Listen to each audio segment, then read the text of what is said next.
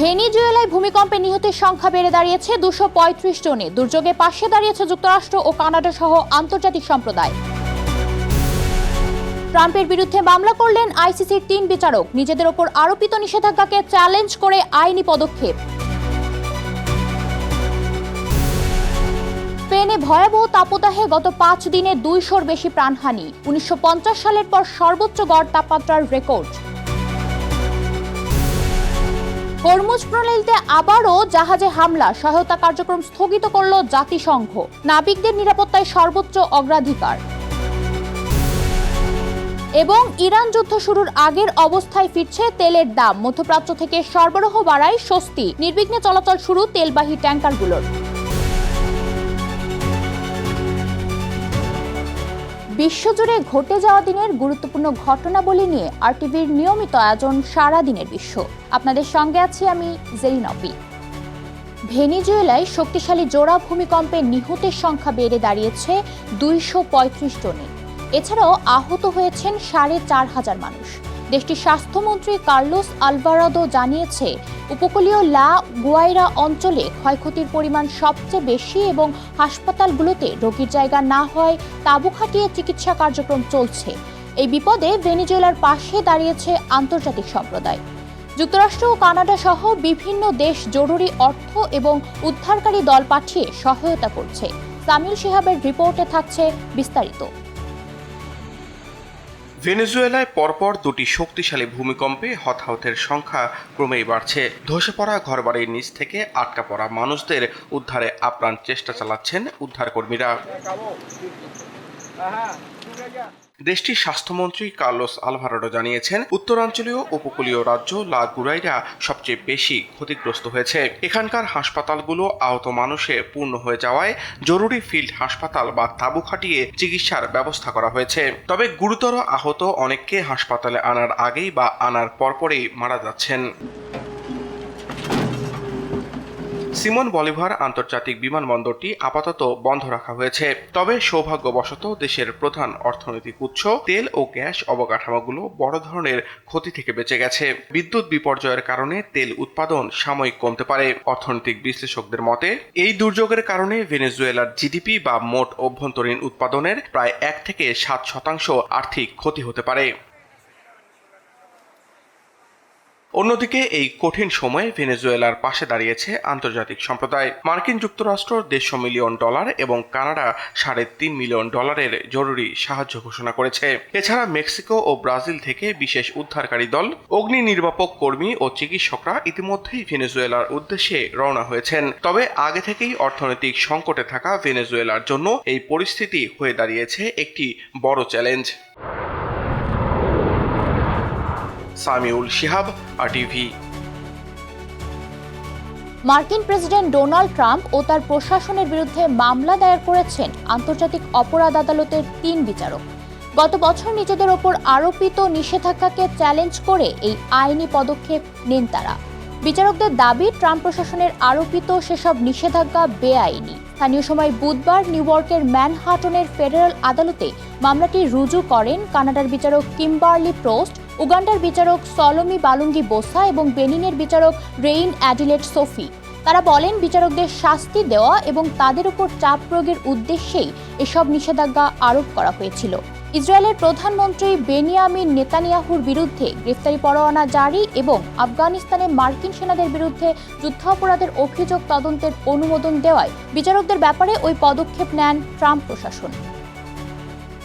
স্পেনে ভয়াবহ তাপদাহে গত 4 দিনে প্রাণ হারিয়েছেন 212 জন। দেশটির মৃত্যু পর্যবেক্ষণ ব্যবস্থা মোমো জানিয়েছে, 1950 সালের পর চলতি সপ্তাহে জুনের ইতিহাসের সর্বোচ্চ গড় তাপমাত্রা রেকর্ড হয়েছে দেশটিতে, যা গড়ে 28 ডিগ্রি সেলসিয়াস ছাড়িয়েছে।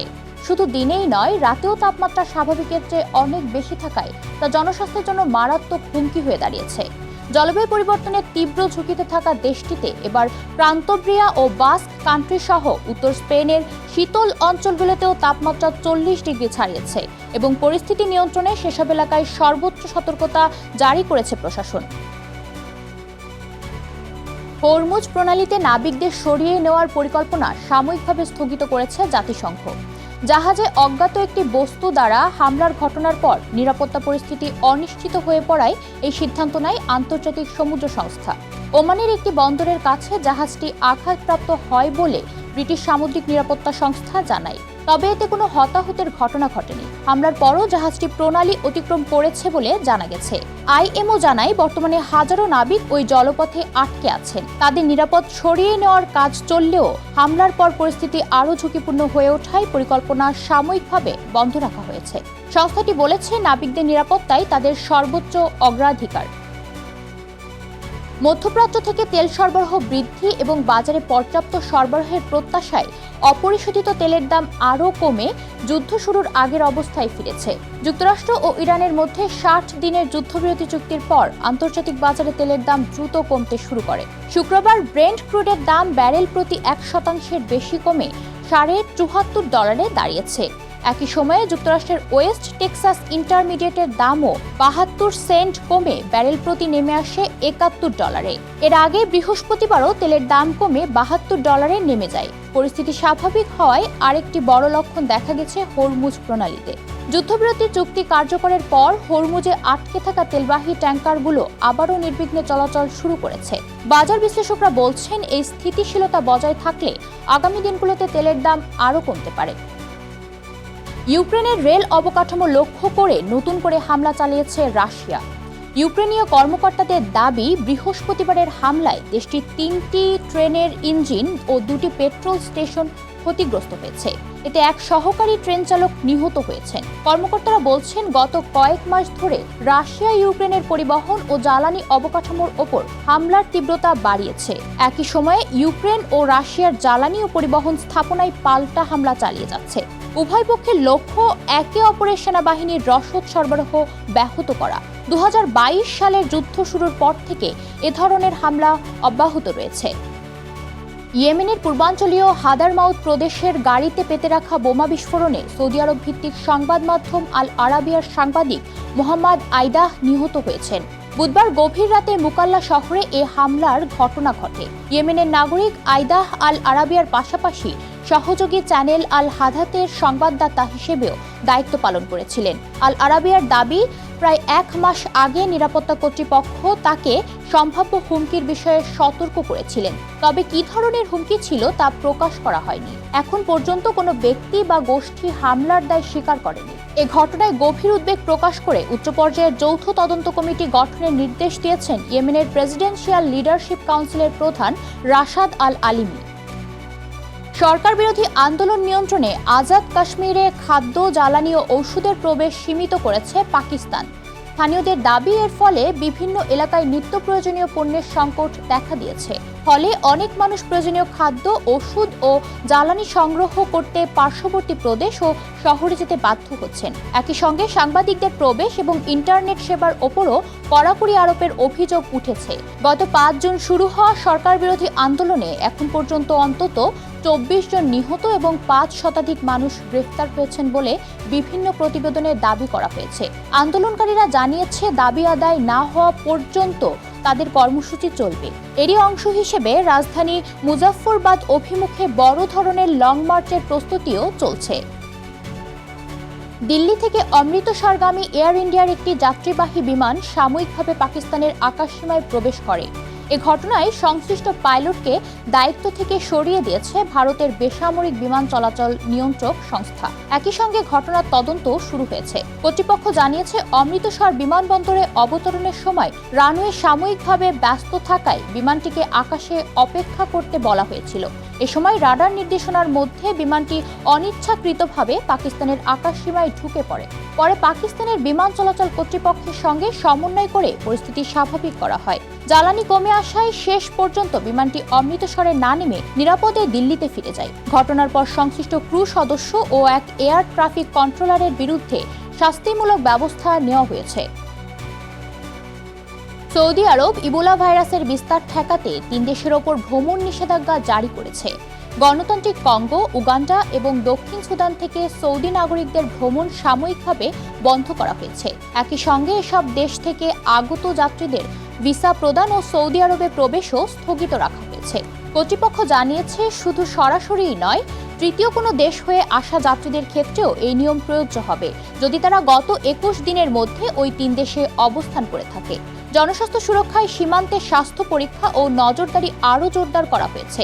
সৌদি স্বাস্থ্য কর্তৃপক্ষ বলেছে, বর্তমানে দেশে ইবোলা সংক্রমণের কোনো ঝুঁকি বা রোগী শনাক্ত হয়নি এবং পরিস্থিতি নিয়ন্ত্রণে রয়েছে। ব্রেক্সিট ও কঠোর নীতির কারণে যুক্তরাজ্য ছেড়ে আয়ারল্যান্ডে পাড়ি জমাচ্ছেন অনেক বাংলাদেশি। সেখানে উন্নত শিক্ষা ও চাকরির সুযোগ থাকলেও আচমকা অভিবাসীর হার বেড়ে যাওয়ায় অভিবাসন সংকট ও স্থানীয় অসন্তোষ দেখা দিয়েছে। এরই মধ্যেই খোদ যুক্তরাজ্যে ব্রেক্সিট বাতিলের দাবিতে আন্দোলন শুরু হয়েছে। এ ঘটনায় ইউরোপের অভিবাসন রাজনীতি ও প্রবাসীদের ভাগ্যে আনতে পারে নতুন পরিবর্তন। আজহার স্বপ্নিলের রিপোর্টে বিস্তারিত। যুক্তরাজ্যের ব্রেক্সিট কার্যকরের পর বদলে গেছে ইউরোপের ভূরাজনীতি। ব্রিটিশ অভিবাসন নীতির কড়াকড়ি এবং অর্থনৈতিক অনিশ্চয়তার কারণে অনেক বাংলাদেশি এখন স্থায়ী বসবাসের বিকল্প দেশ খুঁজছেন, আর এই তালিকায় তাদের প্রথম পছন্দ হয়ে উঠেছে আয়ারল্যান্ড। ইউরোপীয় ইউনিয়নের সদস্য দেশ হওয়ায় আয়ারল্যান্ডে রয়েছে নানামুখী সুবিধা। শক্তিশালী অর্থনীতি, দক্ষ কর্মীদের জন্য অনুকূল কর্মপরিবেশ এবং সহজ কর্মসংস্থানের সুযোগ বাংলাদেশি অভিবাসীদের ব্যাপকভাবে আকৃষ্ট করছে। ফলে যুক্তরাজ্য সহ ইউরোপের বিভিন্ন দেশ থেকে বাংলাদেশিরা এখানে পাড়ি জমাচ্ছেন। এই অভিবাসন প্রক্রিয়ায় বাংলাদেশি অভিভাবকদের জন্য সবচেয়ে বড় স্বস্তি নিয়ে এসেছে সন্তানদের ভবিষ্যৎ। যুক্তরাজ্যের আকাশ ছোঁয়া পড়াশোনার খরচ ও আবাসন সংকটের বিপরীতে আয়ারল্যান্ডে সন্তানদের মানসম্মত শিক্ষা ও উজ্জ্বল ভবিষ্যতে নির্ভরযোগ্য নিশ্চয়তা পাচ্ছেন প্রবাসীরা। যুক্তরাজ্যে বসবাসরত যেসব বাংলাদেশি ব্রেক্সিটের কারণে ইউরোপীয় ইউনিয়নের নাগরিক সুবিধাগুলো হারিয়েছিলেন, তারা এখন আয়ারল্যান্ডের মাধ্যমে তা ফিরে পাওয়ার চেষ্টা করছেন। এর বাইরে ইউরোপের বিভিন্ন দেশ থেকে আসা রাজনৈতিক আশ্রয় প্রার্থীদের একটি বড় অংশও আয়ারল্যান্ডকে বেছে নিচ্ছেন এবং স্থানীয় আইনি প্রক্রিয়ায় আশ্রয়ের আবেদন করছেন। তবে এই ব্যাপক অভিবাসনের ফলে আয়ারল্যান্ডের আবাসন, কর্মসংস্থান ও প্রশাসনিক ব্যবস্থায় তীব্র চাপ তৈরি হয়েছে। হঠাৎ জনসংখ্যা বৃদ্ধি পাওয়ায় স্থানীয় আইরিশ নাগরিকদের একাংশের মধ্যে চরম অসন্তোষ দেখা দিয়েছে। অভিবাসন ঠেকাতে তারা বিভিন্ন স্থানে প্রতিবাদ সভা ও বিক্ষোভ মিছিলও করেছেন। এমন পরিস্থিতির মধ্যেই প্রবাসীদের জন্য নতুন এক আশার আলো দেখা দিয়েছে খোদ যুক্তরাজ্যে। ব্রেক্সিট বাতিল করে ইংল্যান্ড ও নর্দার্ন আয়ারল্যান্ডকে পুনরায় ইউরোপীয় ইউনিয়নে ফিরিয়ে নেয়ার দাবিতে ব্রিটিশরা বড় আকারে আন্দোলন শুরু করেছে। এই ঘটনা পুরো ইউরোপের অভিবাসন রাজনীতিতে নতুন সমীকরণ তৈরি করতে পারে। আয়ারল্যান্ডে বাংলাদেশি প্রবাসীদের ক্রমবর্ধমান এই বসতি একদিকে যেমন নতুন সম্ভাবনার দ্বার খুলে দিচ্ছে, অন্যদিকে আবাসন সংকট ও স্থানীয় অসন্তোষের মতো বড় চ্যালেঞ্জও তৈরি করেছে। লন্ডনের এই আন্দোলন প্রবাসীদের ভাগ্যে কোনো পরিবর্তন আনে কিনা এখন সেটাই দেখার বিষয়। আজহার স্বপ্নিল, RTV। আর এরই সাথেই শেষ করছি সারাদিনের বিশ্ব। RTVর সাথে সংযুক্ত থাকুন, মতামত জানান RTVর সামাজিক যোগাযোগ মাধ্যমগুলোতে।